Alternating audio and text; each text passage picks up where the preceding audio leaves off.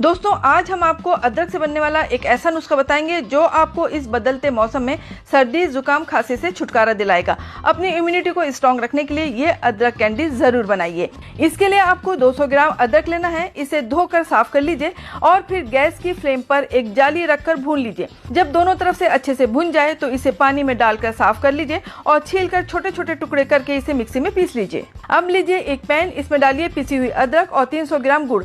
इसे 10 से 15 मिनट तक पकाइए जब तक गुड़ घुल ना जाए। फिर इसमें ऐड कर दीजिए आधा चमचा सौंफ, आधा चमचा काली मिर्च, आधा चमचा अजवाइन कुटी हुई और आधा चमचा काला नमक, 1 चमचा असली घी। अब इसे इतना पकाइए कि ये मिक्सचर गाढ़ा हो जाए। जब ये गाढ़ा हो जाएगा तो फ्लेम को बंद कर दीजिए और ठंडा होने पर छोटी छोटी सी गोलियां बना लीजिए।